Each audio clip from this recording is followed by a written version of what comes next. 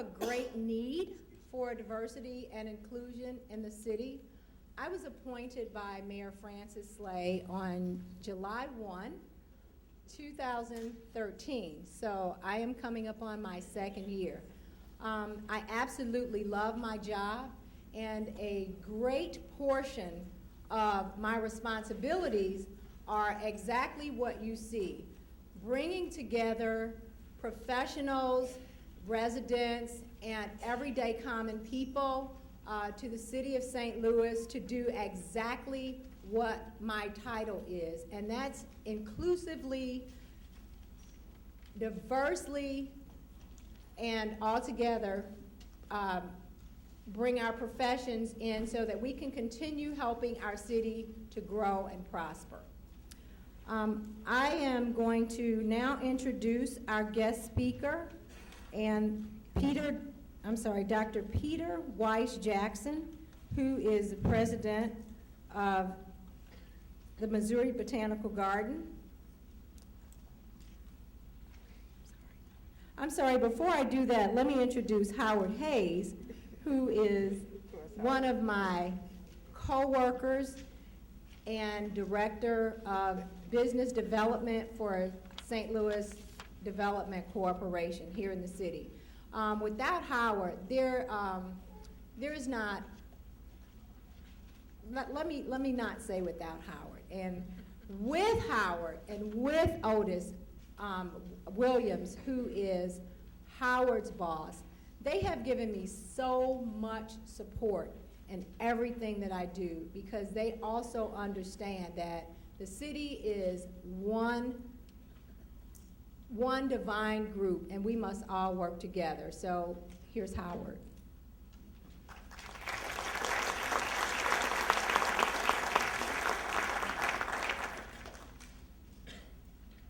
Thank you, Sable. Again, good morning. My name is Howard Hayes, Director, Minority Business Development and Compliance for the St. Louis Development Corporation. And again, I would like to thank Sable for asking me to co-host this event with her. It is an honor, Sable, and thank you very much. First, though, we have people who have taken time out of their busy schedules, people, frankly, that serve the city of St. Louis and our region. And so if we have any elected officials in the audience, I'd like to ask them to stand. I do see Alderwoman Marlene Davis.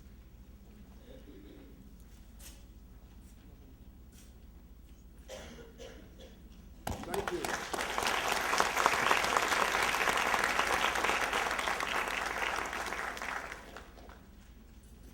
Next, as this is a City of St. Louis sponsored event, if there are cabinet members under Mayor Francis Slay, I'd like for them to stand also.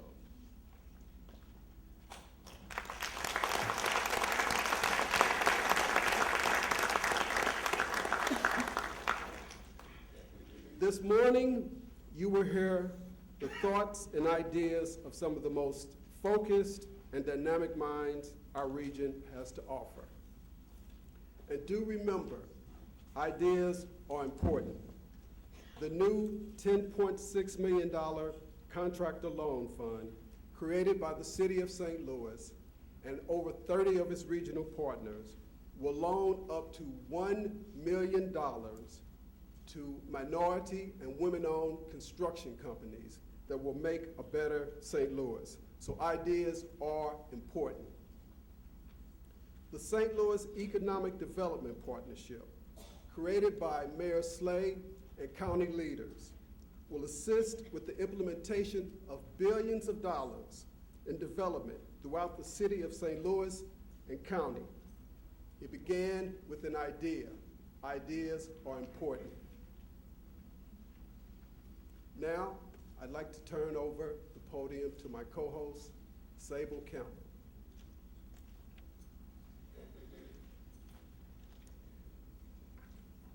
Again, before I get started, I need to thank the Missouri Botanical Garden and all of their staff members. Donna McGinnis and Peggy Lentz, when I came to them and asked them if they would assist and if they would be interested in hosting this leadership symposium for me. Overwhelmingly, it was yes. And Donna, I must say, anything that I ever ask her for, she's open-armed all the time with all kinds of suggestions. And I'm sure that you'll have the opportunity to see more of the garden after this event. I am now going to bring to the podium, after I just give a few words, on Dr. Peter Weiss Jackson. Dr. Weiss is the president of the Missouri Botanical Garden and George Engelman Professor of Botany at Washington University, here in our own St. Louis.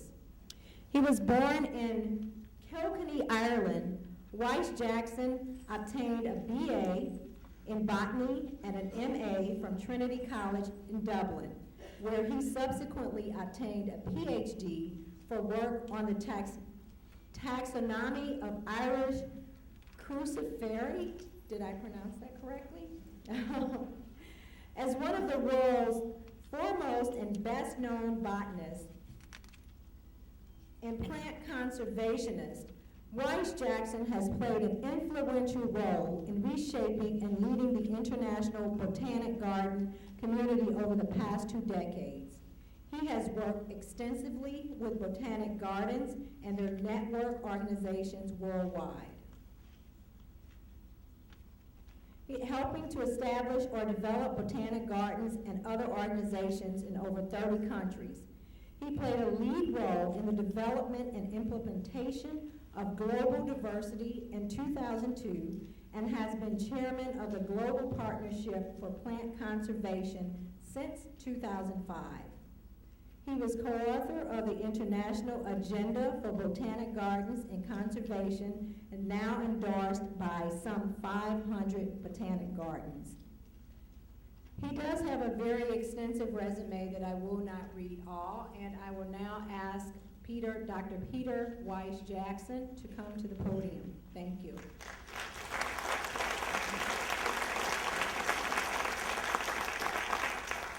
Sable, thank you very much for your kind introduction. Mersley, distinguished elected representatives, ladies and gentlemen, it is an honor and pleasure for me to welcome you all to the Missouri Botanical Garden. The Sable's efforts at crucifery was pretty good. In fact, they are better known to most people as cabbages. So I have been known to some as the Cabbage King. We certainly appreciate having you all here today. We are very proud to be one of the regional's anchor cultural institutions. We regard ourselves as a meeting point, a place where people can come together, can look at important cultural and biological issues. And so a meeting like this is extremely important for us. It's also an opportunity for people to get together with the plants and the environment with which we share and which essentially sustains our lives in St. Louis and indeed throughout the world. We are delighted, of course, that we receive more than 1 million visitors to the Missouri Botanical Garden each year. And indeed, I'm very proud that we remain as #1 in TripAdvisor's top attractions in St. Louis. Many people consider the Missouri Botanical Garden to be one of the top 3 botanical gardens in the world. Speaking personally, I think we're #1. But we are certainly more than just a beautiful place to come on a beautiful St. Louis spring summer day. We welcome to the garden more than 100,000 children each year who come on school field trips from more than 100 different school districts and Head Start centers. We partner with a wide range of different non-profit organizations to make our community greener, to make our community more sustainable. You may not be aware that the Sophia M. Sachs Butterfly House and the Shaw Nature Reserve out in Grey Summit are both part of the Missouri Botanical Garden as well. The garden is very well known and active internationally as one of the top plant science organizations in the world. The garden is working actively at home and in some 40 countries around the world. We work to identify, name, discover, and protect endangered plant species. We protect ecosystems. We work to make sure that plants are available for our use as the world's greatest renewable natural resource, for our use and for the use of the generations who will follow on from us. We work with so many different organizations around the world, and essentially our approach is one of partnerships. Our approach is one of working with communities wherever we are present. As many of you know, the garden is one of the 5 institutions supported by the Metropolitan Zoological Park and Museum District, or the Museum District, the ZMD. The tax revenue supported by property owners in St. Louis City and St. Louis County provides $10 million each year for the garden, which is about a quarter of our budget. And that is so important. So each one of you are supporters of the Missouri Botanical Garden, for which we're extremely grateful. And we're delighted to host you all here today, but we're also here to listen. We are the people who know the issues and the opportunities. You are the people who know the issues and the opportunities. And we want you to know that we will listen to you and take your lead of where the role of the Missouri Botanical Garden in the future, and what are the issues and what are the opportunities. We also want to be deeply, as we are, a part of this community and a good partner, as best partner as possible. And I hope you will call on us increasingly to continue to play this role and to enhance our role in the future. I do remind you, when you finish the symposium, I hope that you will get a chance to stay on and walk in the garden a little bit too. The weather is good. It's a lovely, typical, cool summer day in St. Louis. So many things are in bloom. The Chinese Lantern festival is in full swing. And if you walk in the garden, you'll get a chance to see some of those amazing structures out in the garden. And I hope do come back at night when they take on a whole new magic as well. Do remember that your name tag will operate as your entry ticket. And if you are hungry afterwards, don't forget that we have the Sassafras restaurant upstairs if you want to get some lunch. Once again, thank you all for being here. Welcome to the Missouri Botanical Garden, and I hope you have a spectacularly successful and stimulating morning. Thank you very much.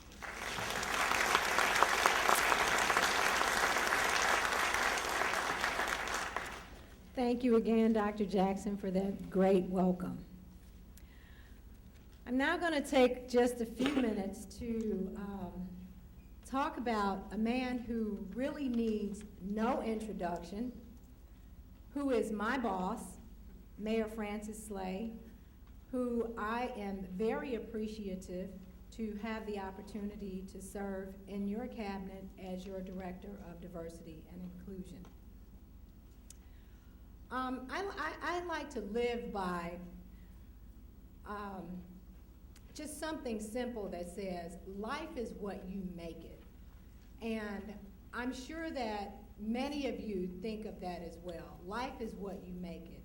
And life is a bridge that brings all sorts of opportunities together. I mean, just look around the room and look at the people that are here from all walks of varied professions, and you can see that. And I thank my panel members for being here, and also the group of panel members that you're going to see this afternoon. When I asked them if they would assist in coming to talk about what they do, what their roles are, what their institutions are about, what their resources are, it was overwhelmingly yes. Tony Thompson is an icon in my eyes, as well as other people. I saw you flinch. Yes. Anytime I talk to Tony, he's always asking. I ask him for something. It's like, anything you want, anytime you want it, don't hesitate. Thank you, Tony, for that. Also, one of Mayor Slay's ideas about diversity and inclusion is to assure that the various areas of like construction, education, technology, energy, sustainability, and innovation are, the opportunities are there for our residents. And again, we want to make sure that we bring the brightest and the best people forward to assist us in moving our city forward. I'm not going to take up a whole lot of more time. I'm just going to say thank you again very much, Mayor Slay, and welcome.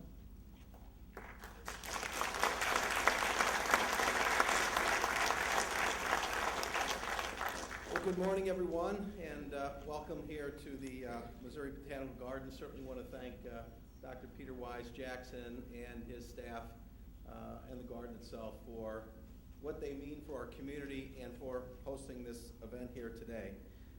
Certainly want to thank Sable Campbell and also Howard Hayes as well for being the MCs of this event.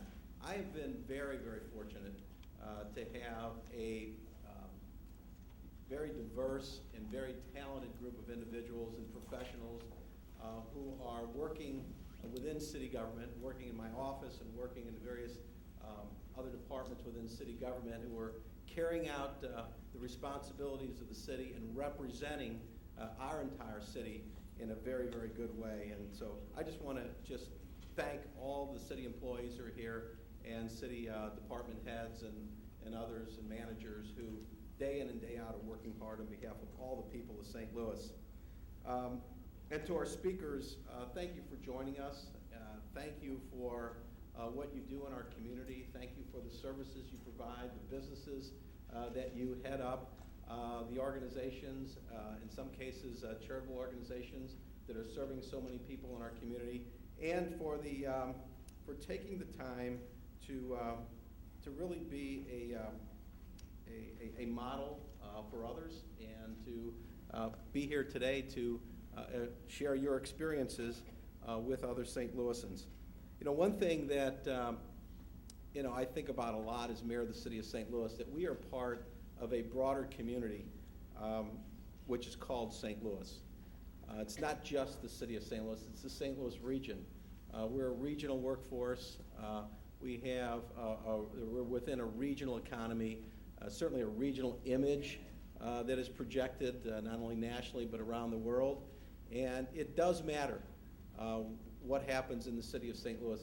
It does impact the rest of the region. And what happens somewhere else in St. Louis County also impacts the city of St. Louis. And I think more and more in a global economy, we are really coming to that realization. We are happy to take the lead in addressing opportunities, addressing disparities, racial disparities, and educational and education, in development, in business. We're happy to take the lead. We are not perfect. We are always trying to do more and better.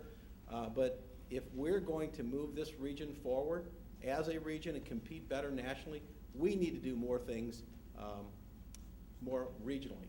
And that's something that I've tried to help foster, and will continue to do that as well. You know, our neighborhoods and our people who live in them make up the greatest assets of our city, like many of you in the room who are willing to stand together to help ensure that we are fostering businesses and opportunities for all people throughout the city of St. Louis. It is not enough to simply tolerate each other. When somebody says we need more tolerance, it kind of goes right through me, because it's not really about tolerance. It's about acceptance. It's about celebrating diversity. It's about working together, helping each other in the region that we call St. Louis in particular, to help provide as many opportunities to as many people as we possibly can. I've asked the panelists today to share their stories through Sable and Howard, to share their stories and to let us know, not only some of the challenges, come up with their ideas and their perspectives, and just be real frank with us and the audience about what it is that they feel in terms of what St. Louis is and what the opportunities are, and how they were able to succeed in their various fields and communities. And I certainly hope that all of you here not only will learn something by it, but I do think that I'm looking throughout this whole room. There's not a whole lot of people that I don't see on a regular basis that are here. But we don't always get together in the same room together. And I do think it's good that we come together as a community like this. A lot of diverse leaders representing a lot of communities and a lot of interests coming together to learn more about each other and to help work together to make St. Louis a better place. And I certainly hope that you leave this symposium inspired, but I also hope that you will leave with useful information. The panelists will be talking about different ways that they work to foster diversity, some of the challenges that they've encountered in doing so, and all the different opportunities available to them within the organizations for which they work so very hard and on behalf of. My administration has been taking action in many different respects. Almost 1 year ago, we challenged the constitutional state ban on same-sex marriages and married 4 same-sex couples in my office. Because of our actions, gay and lesbian couples may now marry in the city of St. Louis. They can also marry in St. Louis County because of our efforts, and in Jackson County, Missouri as well.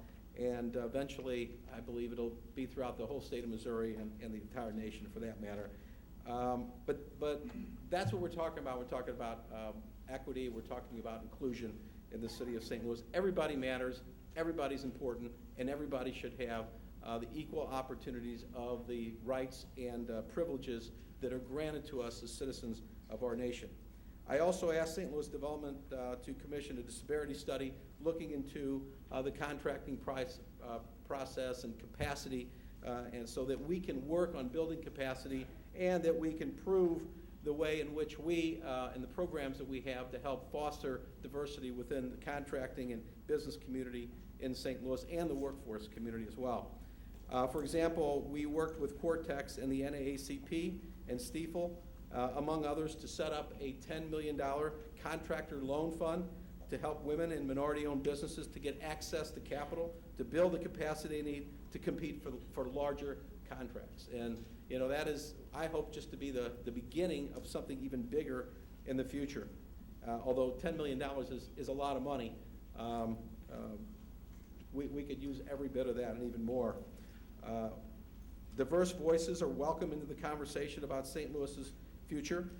We launched the STL Mosaic Project to roll out the welcome mat for immigrants to make their home and career here in St. Louis. Again, in a global economy, it's really important in order to compete globally that we bring the best and brightest to St. Louis, that we celebrate our diversity, and that we have the best minds helping us compete against cities and regions throughout the entire world. Although our paths travel may be different, it is important for us to remember that we all have many of the same goals, and we certainly, living in the same community, we have responsibility to make sure that we recognize that and work together to make St. Louis a better place. Today is a chance to celebrate the myriad ways in which we all contribute to the rich tapestry of America, and an opportunity to cultivate the empathy that is the prerequisite to real progress. As John F. Kennedy once said, what unites us is far greater than what divides us. Without further ado, please join me in welcoming our panelists. Thank you.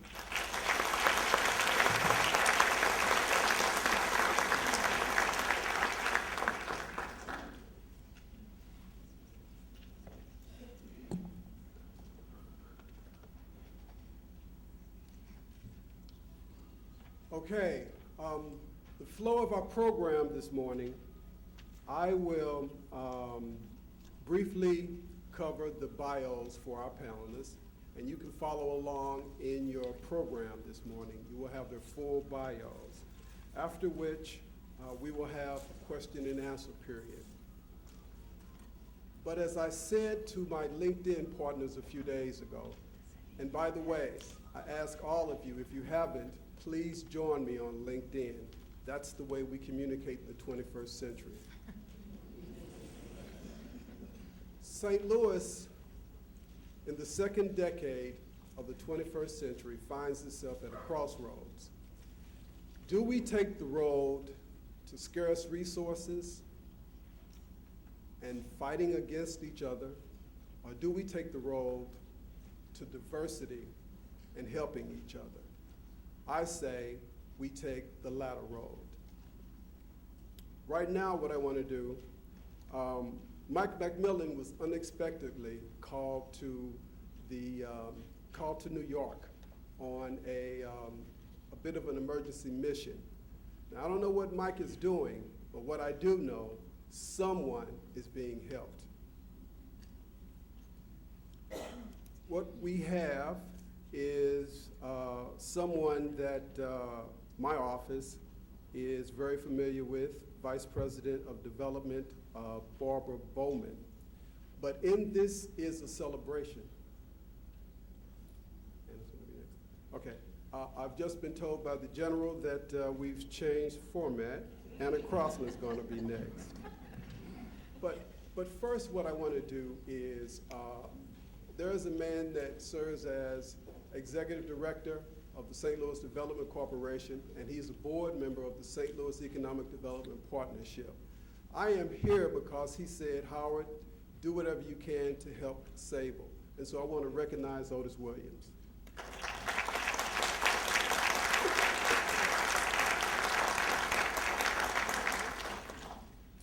So, Anna Crossland. Anna has led the International Institute of St. Louis for more than 35 years. Founded in 1919, the International Institute of St. Louis is the region's welcoming center for new Americans. And again, I ask you to hold your applause until I complete all the bios. The Institute's 3 pillars of service are immersion, investment, and inclusion. Investment services feature micro-lending, individual development accounts, technical assistance, financial education. In all, the International Institute has helped start or expand more than 600 immigrant-owned businesses with a positive economic impact of $160 million.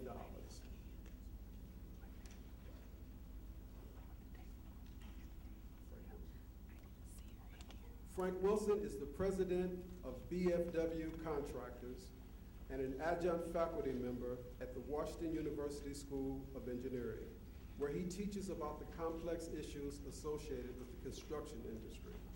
Wilson earned both a master's in construction management and a graduate certificate in project management from the Sevier Institute of Graduate Studies in the Construction Management Program at Washington University and a Bachelor's of Science in Business Management at Albany State University. Wilson serves on both the national and local AGC Construction Leadership Council steering committees. David Newberger. David is an attorney. He is the Commissioner of the Disabled for the City of St. Louis. As such, he helps the city be in compliance with the ADA and the Rehabilitation Act.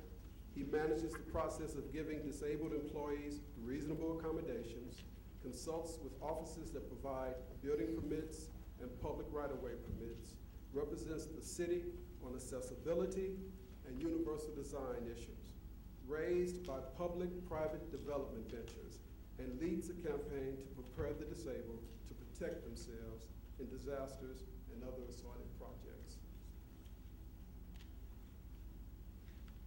Cheryl Whalen.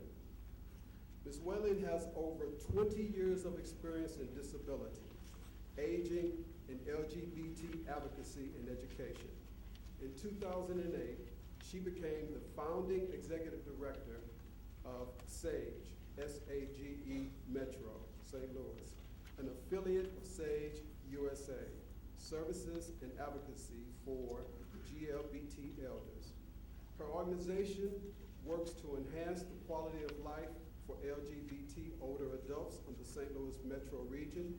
She created the first St. Louis LGBT senior referral network through collaboration with over 100 diverse health and social service organizations. She also developed the first Missouri lesbian, gay, bisexual, and transgender health access training network. Anthony Tony Thompson is the chairman and CEO of Kwame Building Group, Inc. And Tony knows I always kid him. He's also the son of an icon for me, State Representative Betty Thompson. Kwame is the first African-American ESOP corporation in the state of Missouri, which he founded in 1991. Headquartered in St. Louis, Missouri, Kwame is a construction management program management firm. Cell phones, please. It's not mine, I promise you. Gotcha, Sable.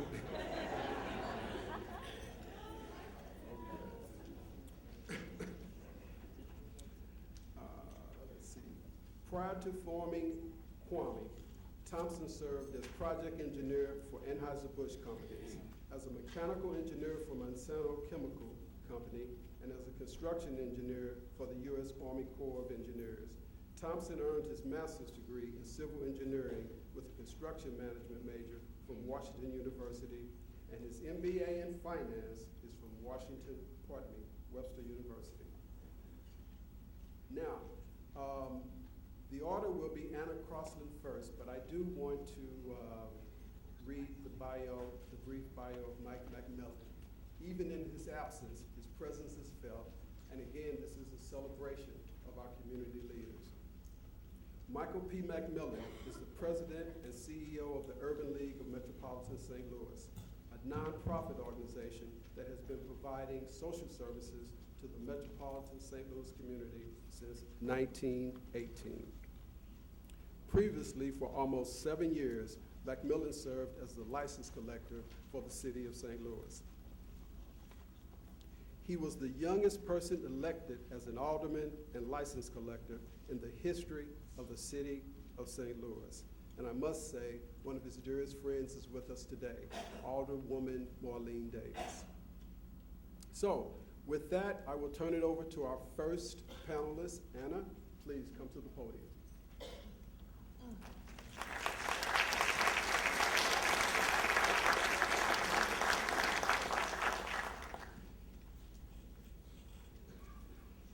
Good morning. Can everyone hear me? I was sitting there and thinking a little bit about the gathering and about what I could share with you in 5 to 7 minutes that might help to move the conversation forward. And I was reminded of some statements that were made earlier, not today, but by a sociologist that talked about community and how our sense of community in America has evolved. When you talk about communities today, many people talk about people who are like them. You know, you think about your circles of friends, et cetera, that's your community. Whereas historically, community was much more defined broadly, and so it was everyone from the mailman to the factory supervisor to the president of the bank, and all of the people in between. And so one of the things that's happened, particularly in an area like St. Louis, is we all know each other, and we know the people with whom we've worked and with whom we interact on a regular basis. There are a couple of different reasons why this has happened. One of them, and the one I'm going to talk about right now, really has to do with lack of immigration. That communities change, are constantly evolving because of new people who come to a community. And St. Louis has 4.5% foreign born. 4.5% may seem like a lot to some, but I'm here today to tell you that it is the lowest percentage of any top 20 metropolitan area in the United States. All other 19 have 3, 4, 5 times as many percentages of foreign-born as St. Louis does. And how does that affect us then as a community? As I just said, there are not a lot of new people who come here, and with new people come new ideas, ways of doing things, opportunities, and the question then becomes, what opportunities are we missing? So when I think about what I have done at the International Institute for the past 37 years, and how I'm involved in the community in a broad sense, it is to really focus on how do we define community more broadly again, the way we used to, and how do we, in that inclusive way, then create an environment where there is opportunity for all.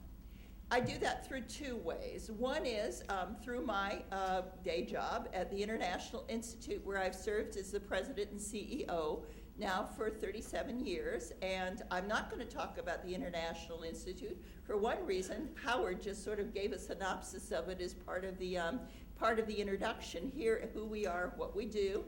It's also in the booklet later on, but I want to talk instead a little bit about through the International Institute, then how do I really help to try to build that broader sense of community?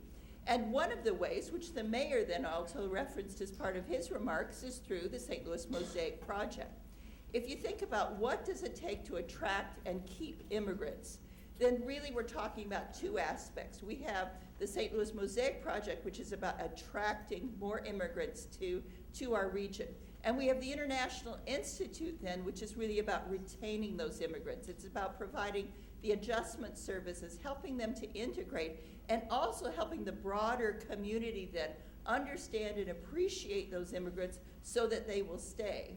Because I'm here today to tell you that the Immigrant Attraction Initiative that we recognize is so important to build a broader, more inclusive community for St. Louis is not a new idea that it's exclusive just to St. Louis.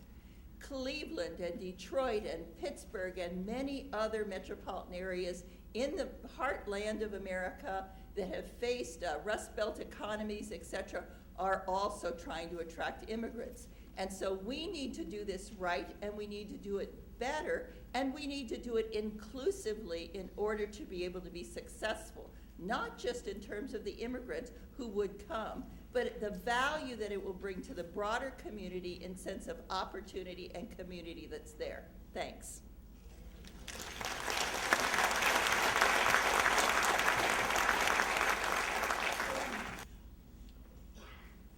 Good morning, everyone. So first, again, let me offer Michael McMillan's sincere apologies that he was called away to an emergency meeting out of town. He sincerely regrets that he couldn't be here, and unfortunately that all happened late yesterday afternoon. When you speak about diversity and inclusion, you speak about the Urban League.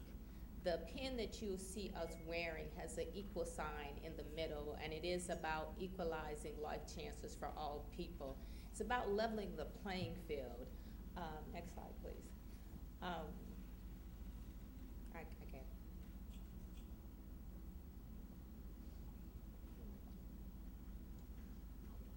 Did it go now?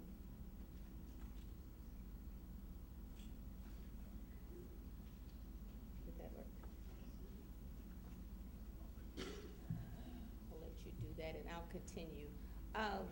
The Urban League, as many of you know, have been around in St. Louis for over 97 years. Founded in 1918 after the race riots of East St. Louis, and how ironic it is that here we were facing those same things in last year in 2014.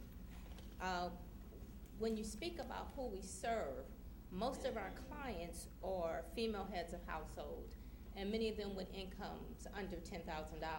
So when you talk about preparing people for being included within the community, taking advantage of those opportunities, it's about creating that foundation so that they are able to move forward. Pardon me, a tech moment.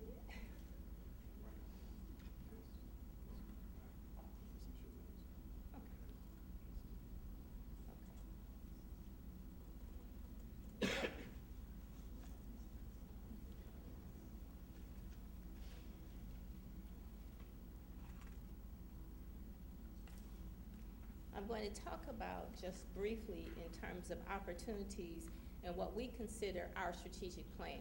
And when you speak of a leader like Michael McMillan and becoming the leader of the Urban League and our CEO, the first thing is that new strategic model to create those opportunities for our community, especially those communities that are underserved.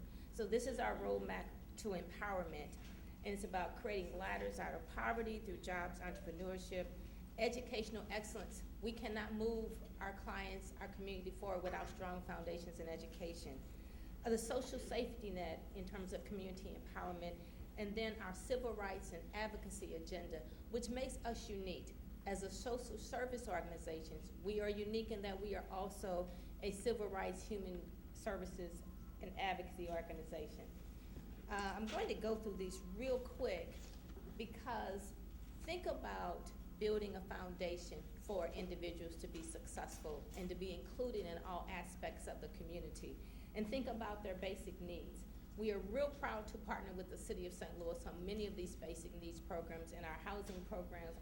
But think about when you serve 91,000 people, it's about giving them that foundation through basic needs services first to move them up to economic self-sufficiency.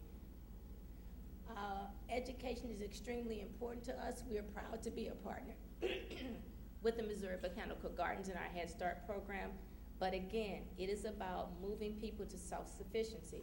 How can they be included if we're not leveling the playing field? I'm going to just leave this alone and move forward. When you serve 91,000 people, it's important that you do things that make them stable. Our employment services are offered in both St. Louis City and St. Louis County. But when you think about employment, what we find is many of our individuals who are seeking employment also have their own businesses, and moving those to entrepreneurship programs. And then we can't do it ourselves. We must have partners. We've partnered with the International Institute in our housing programs. We have our auxiliaries, which is young professionals, over 100, our guild, our Federation of Block Units who've been around for over 80 years working in this community. Started in St. Louis City to stabilize our blocks. And again, it's about bringing people together for opportunities in the community. It's hard to talk about what's been happening in our community, and Mayor Slade mentioned about how things affect the region without speaking about what's happening in Ferguson. And of course, although not in the city, what we're doing there, we don't want to do something just today to create a small solution. We created a Save Our Sons model, which is an adult African-American male initiative. And as I mentioned before, most of our services were to females. Save Our Sons was so important to create, to direct services to those individuals who are often left behind with poor educational foundations, many individuals who have felony records, and that's an intense employment model for these men, where our goal is that stabilizing this, creating a good program with success, means that we can extend that program into St. Louis City and to St. Clair County, the other part of our service region. People hear about us having a new building in Ferguson. Do we stop there? No. We're working diligently to create new programs to move some services into an expanded site at 929 North Vanderbilt, and we're very grateful, Alderwoman Davis, for your help in making that happen. We talk constantly, again, about opportunities for diversity and inclusion, but it's very important that we don't forget those individuals that we often say aren't part of our society that we leave behind. So when you look at where the Urban League is going and the initiatives of Michael McMillan, we're going to stabilize, move people up through that ladder to economic self-sufficiency, again through employment, entrepreneurship, and other programs that will include them in the future. Again, I offer my sincere apologies that Mr. McMillan could not join us today, and we'll be happy to answer any questions later. Thank you.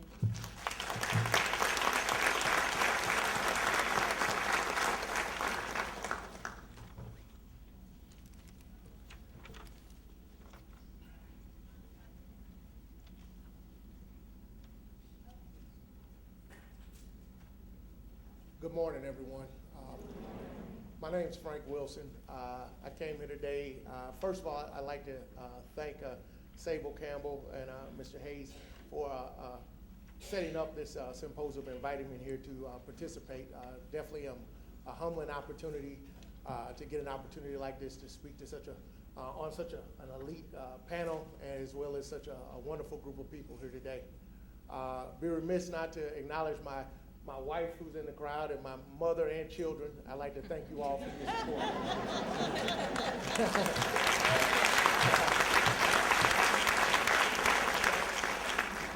I'd also, well, first, I'm in the construction industry. I own a company called BFW Contractors. We specialize in basically labor, construction labor management services, which when you say that, we speak in terms of all types of construction services, from construction management, project management, safety management, quality management, as well as generalized labor scopes, which include general labor and demolition. So that's what I do. I also teach at Washington University. One thing that was not mentioned is that I came into this industry starting as a laborer. So I'm a graduate of the Construction Prep Center, Class 7, 15 years ago. And that is how I got into the construction industry. Went through Local 110, Laborers Union. Also, I'd be remiss to say that my story, however, in the things that I've accomplished is unique on some levels. I'm not the only person that succeeded or made it through coming to such an organization. As a result, I'd like to give a special shout out to Trina Harris. She's actually with St. Louis Development, and Cordell Sawyer, who owns Sled Rock Construction. They also are graduates of the Construction Prep Center. And I guess we say brothers and sisters in the cause, so to speak, when we consider where we started, where we came from, and where we're trying to go. A little bit about what I came to speak about, what we all are here to speak about, and what we have is a diverse crowd of people here. We came here to speak about the diverse nature of our industry, the diverse nature of our community. And what we have, the reality is most people have a misconceived notion about what diversity is. You know, it's not just about black and white. It's about everybody. It's about all of our differences, all of our similarities. It's about all of the things that make us the community that we live in. So when you think about how this works, what we have here, and what I like to speak specifically to, is the crisis that exists in the construction industry. I know the buzzword that many of us hear is that we have a workforce crisis, that we have an aging population, that we need to find more diversity within our industry. The biggest concern is that the average age of a construction worker or a construction employee right now is 51 years old across America. 1 in 5, for every one individual that comes into the construction industry, 5 are retiring. So this is the number one crisis, and this is something that on some levels I think we're insulated because of our central location within America, but we also have this issue in terms of diversity that grows as well. So when you start thinking about the statistics in terms of diversity, we have approximately nationally, the construction industry represents a $970 billion a year industry via all sectors.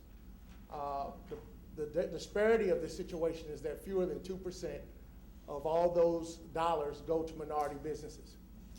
I fall into that 2% because I'm an MBE, DBE certified contractor, and I obviously like to see that grow. Nationally, our demographics are also changing. Right now, our present demographics of the U.S. is 35% people of color and 65% white or Caucasian people. When you say this thing, when I say people of color, that means basically anyone that is non-white or non-Caucasian, so Indian, Native American, African American, Hispanic nationalities. Statistically, our census shows by 2060, the nation's demographic will be 63% people of color and 37% people that identify as white or Caucasian.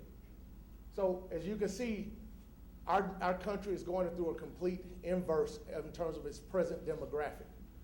This year, for the first year in the history of America, our school systems, the public school system, went from being Caucasian children being the majority within the school system to children of color are actually now the majority within the public school system. And if you know, we project our future demographic states, our future industry the future populations of different things that are coming out based off of these school populations. So this is something that it set the stage that this is something that is truly going, this is the direction our country is going in. Now, we all know St. Louis is our home. You know, this is where we all come from. This is where I come from. This is where I've made my home and said to be my home. So I'm gonna tell you a little bit about who I am and where I come from. Like I said, I started from the Construction Prep Center. I started off as a laborer. One day, to be thankful, to get an opportunity to say something like, thank you, Tony Thompson, because through the image that you set, you allowed the benchmark for individuals such as myself to say, hey, that's somewhere I could go. That's somewhere I could try to be. That's a place I could aspire to become. And so when you think about your achievement in that regard, you definitely have paved a great foundation for many others to follow. So I'd like to thank you for that.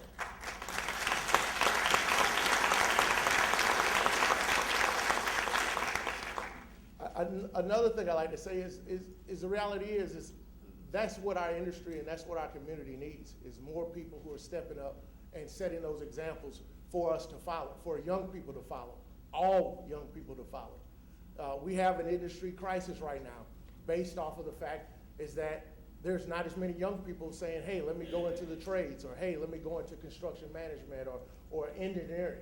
And so these is one of those things where we have to definitely nurture our young people and start promoting and pushing for them to create opportunities to go. And as you see, our community has been under turmoil. And this is you could say it's a cry of pain, but the reality is it's a cry of growth. These are growing pains. Our community's changing. We're changing. We've always gone through, without crisis, nothing positive ever comes about. So the idea behind it is we need to start looking at what's going on in our community, not as something that's bad, but as something that's positive, something that's the show growth and progress. And that's really what it's all about. The fact that we're all here today talking about this, the fact that we're all here saying, hey, we as a community, we as a region are here to discuss the issues that are going on within our prospective areas is a sign of a positive interaction and positive growth. And this is something that I look at and I get excited about because I think it's wonderful. So what we need to do, we need to start developing our diverse workforce, and this is one thing I can say, there's a lot of people that are doing a great job within our industry, within our region, that are working to develop a workforce. I teach, that's what I do to try to help. I do a lot of volunteering as well, mentorship. In fact, I believe I got there's an intern sitting in the back that's from Southwest Missouri State that's been shadowing me for the last few weeks. So the idea behind it is we have to share and teach our next generation. We got all these organizations that exist, and what we do is you got too much segmentation that's going on within our region. You know, we're all trying to do the same things. There shouldn't be any competition if we're doing the same things. If we're trying to help people, then we should join hands and help people together. You know, this is something that I find out when I go into these meetings from time to time and talk about diversity or talk about some of our industry workforce issues, is that there's all these competitive interests that are all trying to do the same things. And this is one of those things that we need to start figuring out ways that where we can maybe do a better job, a much better job of creating synergy in terms of working together to do the same things. So if I'm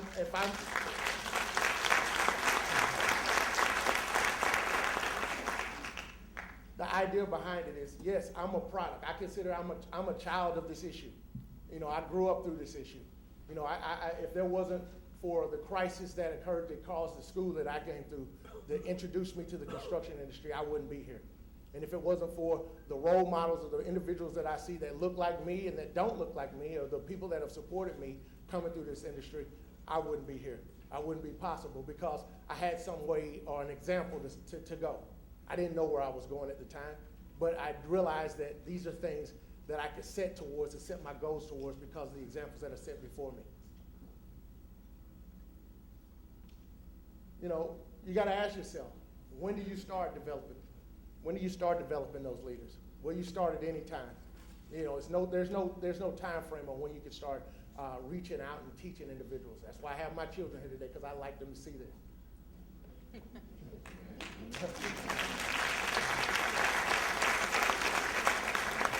You know, when do you start your mentorship program? You know, mentoring our young leaders is essential. This is something that we have to work towards and we have to do. We have to show them the way because they're not going to necessarily find it on their own. We need industry leaders that are diverse industry leaders that are out here willing to share their knowledge and to reach back and teach others and to help. You know, this is a moral issue, but it's also a business issue because we're in a business crisis. So this is one of those things that we need to really focus on and work towards. And we need to step up and give back. You know, like today, we have to share our message. We need to share the fact that, hey, I could have went a lot of different directions, but I consider I'm a success for the simple fact that I exist.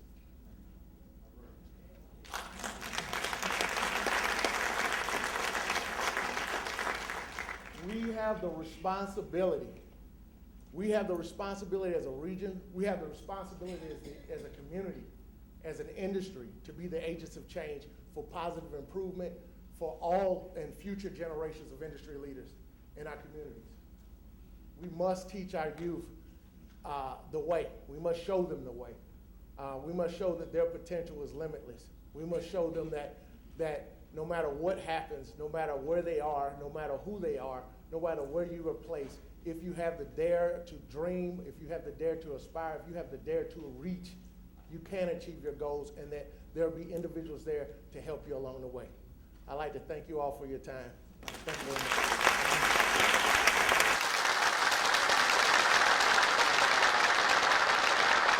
Good morning, for sure. I'm David Newberger, Commissioner on the Disabled for the city. And what I wanted to do was to talk just a little more broadly than what the Office on the Disabled does. Particularly, if I can reach this.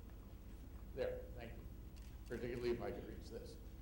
The Office on the Disabled is frankly very old. It was first started in 1974.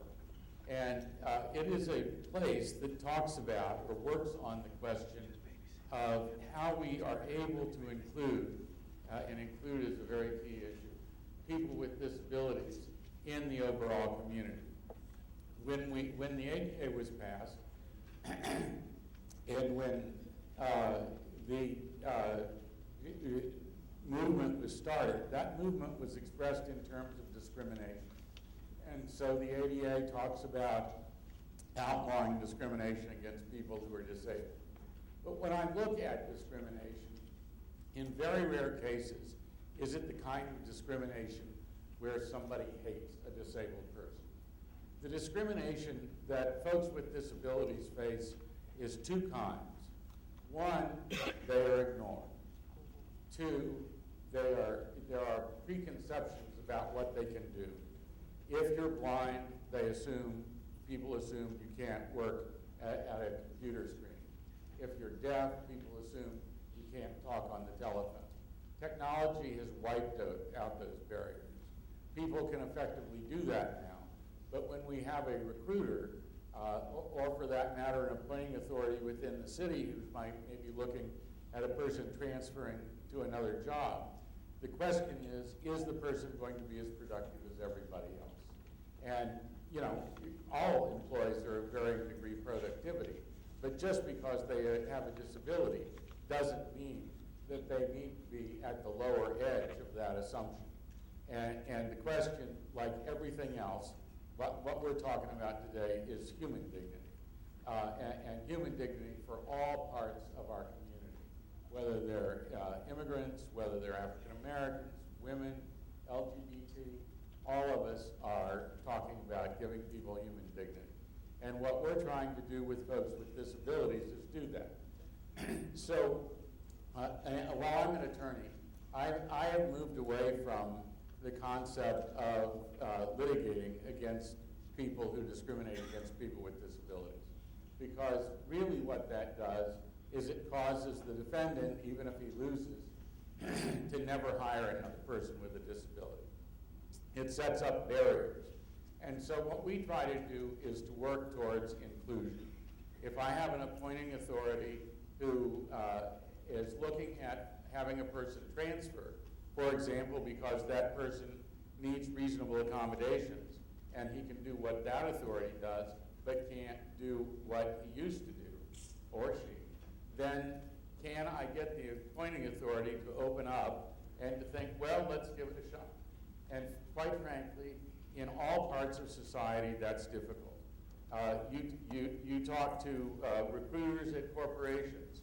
One time I asked a recruiter at a corporation, what would you do if a deaf person, and this was a person who was in a disability meeting and so forth, what would you do if a deaf person showed up to be interviewed?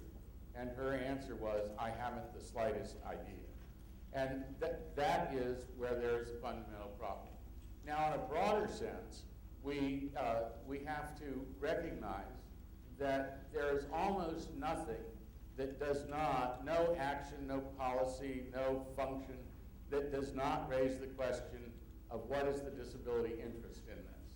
If you're passing out jobs, what disabled people are you hiring? One of the great things in the City Arch River work, which I've happily been part of, is how do you make sure that the family sits together, even though one person is in a wheelchair, and the family does everything in a combined way.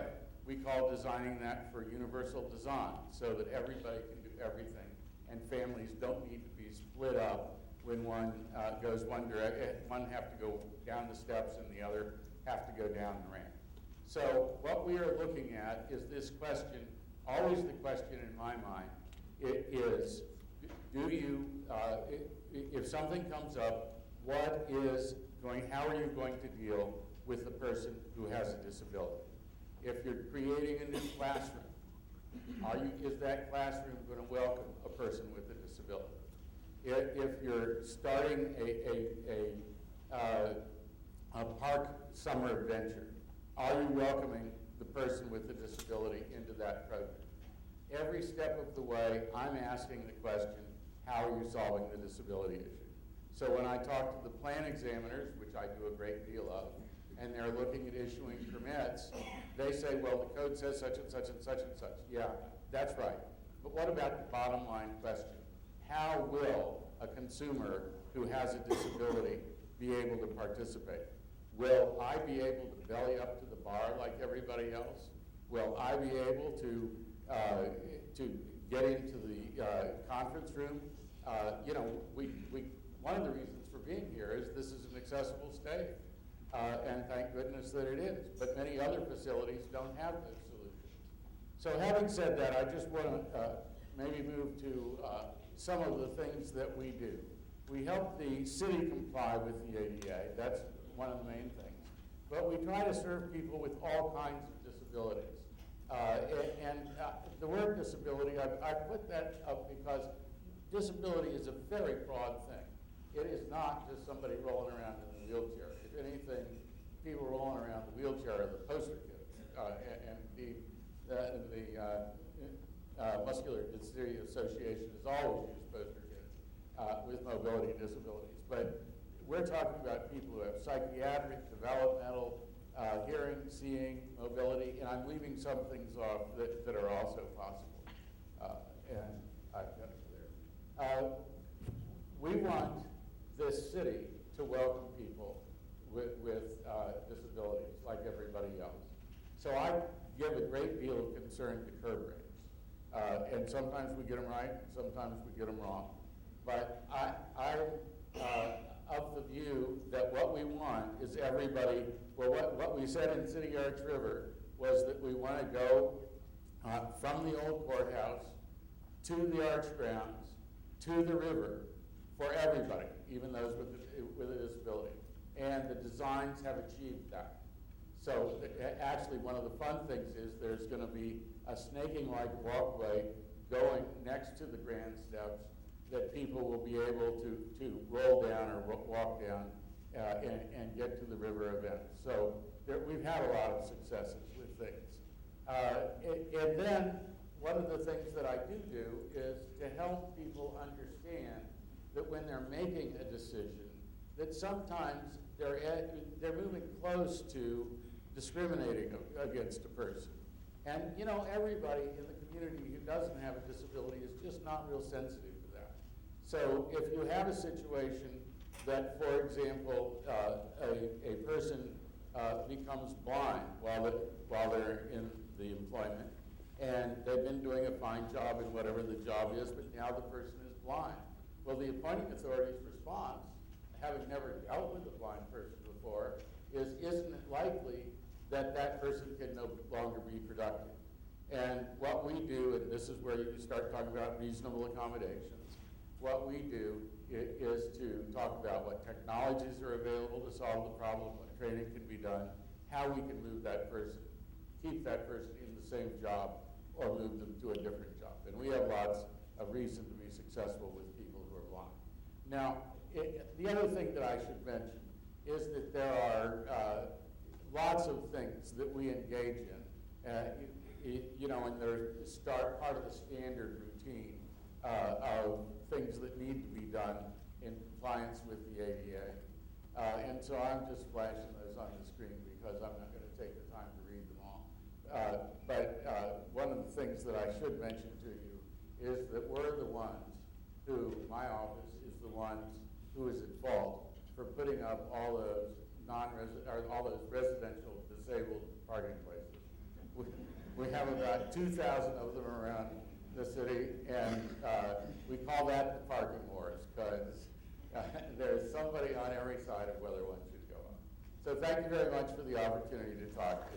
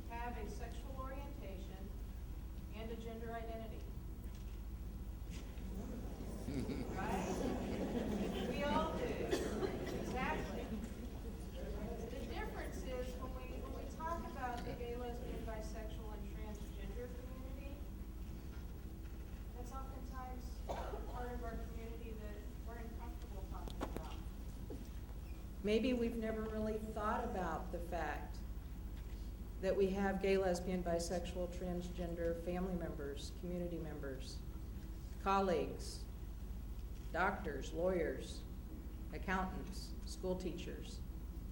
We are a part of the fabric of every community. And I think when we talk about diversity and inclusion, I heard a speaker a couple of years ago who said, we've gotten diversity wrong. And what we really need to be thinking about is inclusion. It's easy for us to sit around and say, well, I have a diverse board. I have one person of color. That makes us diverse, right? Yeah, and a woman, that's right. Now we're really diverse. But inclusion is really creating that opportunity for all people to feel like they are at the table, that they have a voice at the table. And that's important for all of us who have been up here talking today. And I think it's important for all of you who are out there in the audience today. So why do we do this work within the LGBT community? In a state like Missouri, we do not have statewide protections against employment discrimination, housing discrimination, and public accommodation discrimination based on sexual orientation and gender identity. So that really means that every one of us is at risk based on our sexual orientation and gender identity for discrimination. But by and large, the folks who feel the brunt of that are those of us who identify as gay, lesbian, bisexual, and transgender. So, that's really the point that I want to make today with you. There's a couple of things I do want to share. As Mayor Slay mentioned, St. Louis City was the first place, and I was honored to be in his office the night when four same-sex couples were married in the city of St. Louis last year. That was an amazing experience, amazing. But I have older adults today that I work with who have been together for 50 years. They are afraid to get married, afraid. Why? Because what if the pendulum shifts? What if that more discrimination starts to happen against LGBT folks, and they've now signed a legal document that identifies them as a same-sex couple? They're afraid of what might happen to them. Will they experience violence? Will they experience discrimination? So that's a concern for them. So while we celebrate, the fact that same-sex marriage has gained such, positive support, not only here in Missouri, but across the United States, we also know that there are still fears and concerns for our LGBT community members. Yesterday, we announced the merger of Sage Metro St. Louis with Promo Fund. And Promo Fund is our statewide equality group for the LGBT community. Through this merger, we're really hoping to help, take the work that we've done here in St. Louis to other areas across the state of Missouri, and to also create a lifespan approach to health and health access for our LGBT community members. And as I close today, I just want to share with you a couple of more examples of why acceptance and access and inclusion is so important for the LGBT community. This past Saturday, we held the first Pride Festival in St. Charles County. That's amazing, right? St. Charles County. It was a very diverse audience who was there that day. We had families with their children. We had young people who were attending their first Pride celebration. We had a number of people of color and just folks from all walks of life who were on the campus of St. Charles Community College, feeling like they could be their authentic self and celebrate their life for who they are. Well, I was in church Sunday morning, and I heard that one of the young men who had attended Pride for the first time in his life, 17 years old, he went home after that Pride Festival only to be beaten up by his brother and his father. It was so bad that he was hospitalized. And the hospital knew to call some people that could support him. And so he was able to go to a safe space where he could recover and hopefully, find support within the community that can help him to recover and find that safe place. All too often, our LGBT community members do experience violence. Violence at the hands of other community members, and like this young man, violence at the hands of his parents. We also know of some of our older adults who, most recently, we've had 2 older adults who both identify as transgender. One, she was on hospice and she was dying. And her kids started calling to find care for her in a nursing home. She called 3 different nursing homes. And do you know what the response was? We can't serve you. You're transgender. We don't know how to care for you. She was dying. All she needed was acceptance and compassion and support at that time in her life, which is so vulnerable and so delicate. So that's the work that we do here in the St. Louis region and that we're planning to now do across the state of Missouri. And we ask that you look to your companies and your organizations. Are you truly inclusive? Do you truly support non-discrimination on the basis of sexual orientation and gender identity? And if you need help in that work, we're here to work with you and to help you. And we just thank you all for the work that you do and, you know, for being a part of this audience today. So thank you.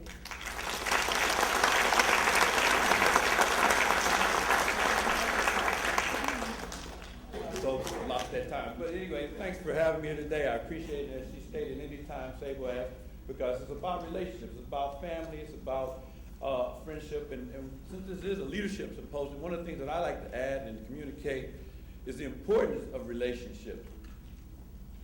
My favorite quote by Ralph Waldo Emerson says, "The imitator dooms himself to hopeless mediocrity." And I also want to thank my friend Frank for making those kind words and remarks about me, because again, hopefully he will be better, 10 times bigger than the Kwame Build Group ever has been, because that's what we're about, is trying to be better and not just to duplicate anyone else. And I told her also that I want to talk more about my foundation today than actually the Kwame Builder Group, those of which we know we recently sold. I recently sold 49% of the company to the employees. We're in ESOP now. I am the chairman and CEO, but Josh Randall handles the day-to-day operations. But I want to focus more time on building my foundation and creating opportunities for others. Because I have a personal philosophy that I live by, and that is the first half of your life you should live for yourself. You should be as selfish as you want to be, take all the chances and all the risks, do all the crazy things you want to do. I believe that wholeheartedly. But then the second half of your life, I believe you need to live to make the world better for others. You need to give back, and you take that.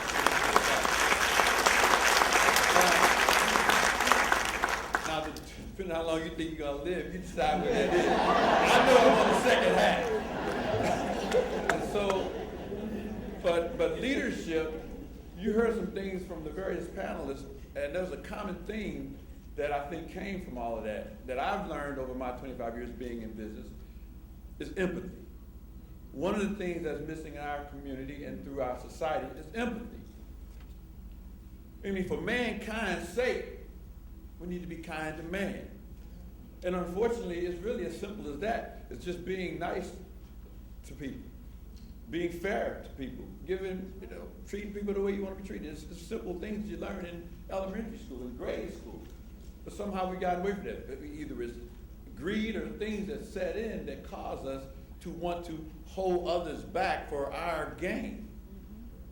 And I mean, I have to say, no one, and if you all look at yourselves and you think and be very honestly, no one has gotten here on their own. All right. Somebody had to help you somewhere along the way. And and when I say that, the first thing that comes to mind when I look and I see Lisa Gates sitting over there, she's a friend. Her father, when I first started my business, when I was trying to start my business, I was still working at 9 which I had a business plan. I was trying to get money from a bank. Banks wouldn't loan me any money. I had this killer presentation that I thought, and so I went and I met with him, and I gave him a presentation in his office in the conference room, and I was trying to tell him, this company idea I have for the Kwame Building Group, this construction management, we're going to do these great things, blah, blah, blah. And when I got finished with the presentation, he looked at me and said, "What do you need the money for?" And I'm saying to myself, I just told you, I just gave a whole presentation. I said, well, I need office space, and he slid the keys across the table to me and gave me the key to the code to the alarm system of his office in Clayton. He says, "What do you need the money for?" I said, well, I got to get a phone line system. And in fact, he said, well, I'll put another line in for you tomorrow. He said, "What do you need the money for?" And I'm like, And it got to the point where he took away all the excuses, provided me what I needed to get my business started. He let me stay there for an entire year, never charged me a dime, and I was grateful. When I got my first major contract, I moved to another facility. I gave him $10,000 check, thanked him, and I moved on. And I still continued, to communicate with him periodically until his death a few years ago. But I have to tell that story because that is the one thing that really made a difference. And so I always try to give back to young people like Frank and others when they come to me for assistance. I try to do the same thing. I try to help and give them advice and whatever. You know, we don't all have to make the same mistakes. We cannot continue to start over, particularly as minorities. We can't continue to start over every generation. And sometimes that happens. I see another person in the audience that's been a friend and a true blessing, and that's Kathy Osborne with the Regional Business Council. I'm a member of the Regional Business Council. I'm the co-chair of the K-12 committee. And the importance of being involved with some of these organizations. And a lot of you young people, if you're not part of a young professional network, you should contact people at the Regional Business Council and participate in the Young Professionals Network. And for the business here, as you grow, you should seek to be members of the Regional Business Council. What happens is, you know, we learn so much about what goes on behind the scenes. We also help shape some of the decisions that are being made. Most of us who grew up in St. Louis, you heard of civic progress, and a lot of us felt like, well, all decisions are made by these few white guys that own these major corporations. Well, there's a mid-cap sized company organization called the Regional Business Council. Now, there are a lot of, and they have a greater impact because primarily every CEO has to participate. And they're there making decisions, getting involved. But I learned a lot about what's going on in our community. And by being a voice for the African American community, when you're at the table, is how we, you know, initiate change or help create change. You have to be present. You have to voice your opinion. They didn't ask me to be there to co-sign everything and to give the white opinion. They get their opinion. They want my perspective. And I have to be honest with myself and honest with them when I'm giving my perspective. That's what leadership is all about. And sometimes you have to make those tough calls, even at the detriment sometimes of your success. There are times when I look at opportunities that I have been missed out or passed over on or missed out because I have been too vocal or I have been too black in some folks' opinion. My mother told me a long time ago that none of us have made it till all of us have made it. She said, hey, a male I am, a man I grew to be, a father I'm proud to be, an engineer I work hard to be, the black I must be. So for me to try to be anything else ridiculous. When I started my company, I named it Department of Business. You wouldn't believe how many black people told me I need to change the name because it sounds too ethnic. Nobody asked Al Parisi to change the name. Nobody asked McCarthy to change the name. Well, why did you ask me to change the name? And so, in doing so, being in business it wasn't about just making money. It's about the freedom, the flexibility, and being able to give back and be role models and create opportunities. And that's why I want to talk about the foundation, because there are 4 legs to the foundation. A lot of people probably know about the golf tournament that we have. We have a golf tournament because we raise money for scholarships. The whole purpose of that golf tournament is we created endowed scholarships for local universities for first generation and minority students. Last year, we had given out over $1.5 million for first generation minority students in the St. Louis community. And I'm still out of that. But the other 3 components of the foundation, one in particular is a historical black college tour where my sister takes a group of 80 to 90 students on a tour of historical black college down south. A lot of students of which have never been outside of St. Louis, but every one of these students applied to various universities on this trip, the seniors. At least 7 or 8 of them have gotten accepted to all the universities they attended. I understand several of them have gotten accepted and have scholarships, and they're going on to places like Hampton, Tuskegee, and so forth. So these are the kind of things that, as a leader, as a business person, you must give back and create opportunities for others to follow you. But only way that's going to happen is through education. Being involved with the Regional Business Council and being involved with the K-12 committee, I get to learn a lot about what's happening in the St. Louis public school system. For example, we have some great news that came out recently. I read, Kathy, I'm sure you saw that, where the graduation rates now have jumped up to the 80th percentile level, whereas a couple of years ago it was 64.7%.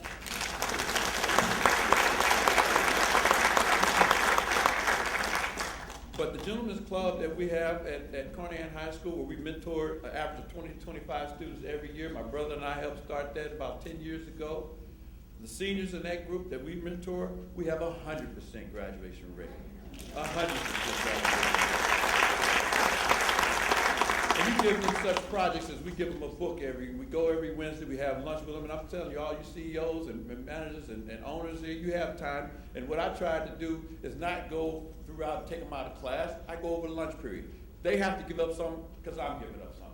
So what you give up is going and hanging out with your friend at lunchtime. You come have lunch with me. So at lunchtime, we all come there. I bring them lunch. I buy them all a book. You know, one year it was Miseducation of the Negro by Carter G. Woodson. One year it was Counter to Conspiracy to Destroy Black Boys by Dr. Jawanza Kunjuku. One year it was Self-Reliance by Walt Whitman. So I give them a variety of books that we talk about over that lunch period of time. We talk about current events. And then I give them a special project that they have to get on. This year's project was interesting. We broke them into 2 groups. And then we said, okay, if society ended and civilization ended as we know it and you had to start over from scratch, what would your society and civilization look like? And they had to create 2 new, so they had to go through governance, they had to create an education system, they had to create a health system, and so forth. And one thing that was interesting, and one of the groups came up with on their governance structure, was that they wouldn't have a Senate and a Congress and so forth, a Republican, a Democratic Party. They said there was a representative of every race on this committee that made the laws and decisions for our country. They created a public education system that started at PK through 4 years of college that was paid for free by the public. So that you had guaranteed to have education. And then one of the kids challenged us and said, well, you know, what happens if everybody's educated, then there would be enough jobs. And then, well, the other kids said, well, if everyone was educated, you can create your own job. So I had to create them to be critical thinkers. We have to start having our young people learn how to think critically. And that's one of the things that has been missing in our educational system, and that's for us to do, to provide that service back to the young people. Well, the other components of the TTI, the foundation that we have is the TTIN group. It was the Tyrone Thompson Institute for Nonviolence we created. And I see Stacey Edwards here today because she houses it over at the Harrison Center. They have a community there that we tried to create something when my brother was killed to kind of honor him and give back into that area. So I went to the superintendent and I went to the principal. I said, look, I got an idea that when your kids, because they had a huge, and they still have a huge suspension problem, a disciplinary issue. And so last year we didn't get to do the program because the principals weren't ready. But the 2 years that we had it in place, the whole idea of the concept was it's not necessarily in-school suspension, but if a kid had a suspendable offense, if you're in the 3rd grade or 4th grade and you're a single-parent household, getting suspended is a vacation day. That is not a problem for them. So I said, when they get suspended, don't let them go home. Make them come back the next day, and then they have to come to the TTIN room. We'll have an African-American male role model there for them. We'll let them sit in this room. Now, they won't be shooting spitballs at each other all day.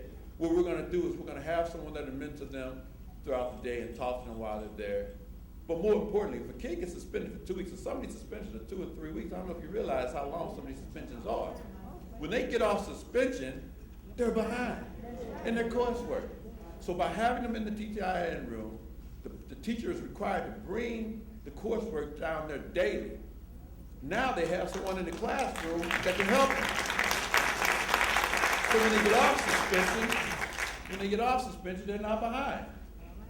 And so we measured our success by how many repeat offenders we had. And so ironically, those 2 years that we had it in place, disciplinary problems went down, attendance rates went up, and things were much better in the particular school. And the added bonus that I didn't know at the time was that the school district didn't lose money because they were in the building, so they got to continue to keep their funding from the state. So I'm saying to myself, I couldn't do the next school year because I didn't have enough money because all this would come from out of my pocket. Saying, well, this is a program that the school should be paying for. But that's another issue for another time.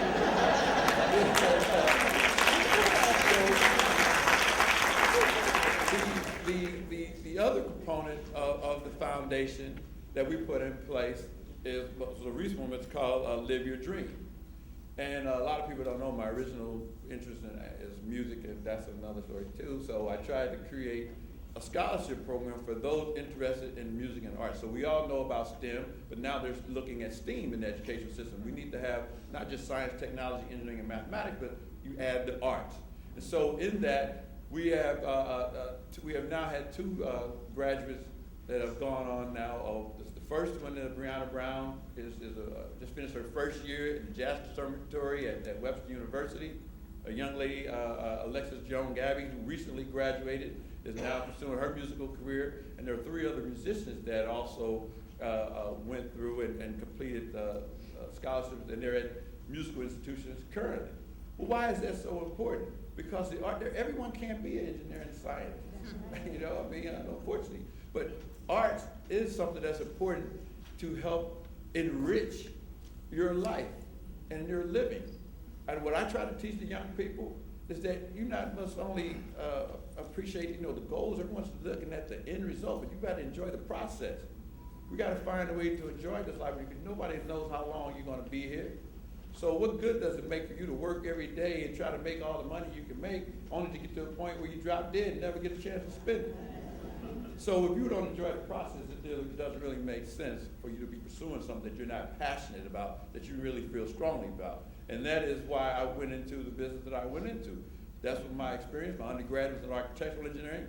And so by being in business and also being a diverse company, the return on the investment of the minority scholarship that I got when I went to KU, it was huge. Because now the millions of dollars that I've donated to institutions and universities and other college graduates that have come from that small percentage of minority funds. So I don't believe in handouts and give outs and so forth, but I do believe in affirmative action. I do believe in leveling the playing field. I do believe in making sure that we all have opportunities, but we have to work. But at the same time, the society we live in created this problem. You see, when I came back from China, I realized for the first time that we spend too much time in America focused on the disparity between blacks and whites, but the disparity between America and the rest of the world. If we don't do something, we're going to be in trouble. So when we compete against China, they're not comparing China's educational system with Harvard. They're not comparing China's high school education system with John Burroughs. They're comparing China with America. And so we have to make sure that all our kids have access to a decent education. In the public school, private schools, charter schools, wherever they can get it, we have to make sure that everyone, because we have to row this boat together, Americans. We cannot, there's not enough white people to compete against China by themselves. We must be there to make it happen.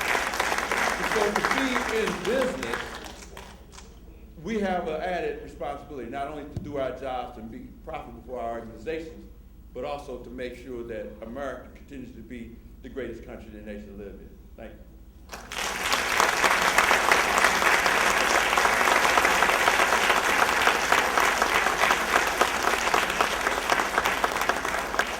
Wow. Again, thank you all very much. And we're going to have an intermission, and I'm going to ask you if you can go back to the my room. There are refreshments, and then we'll come back for the second half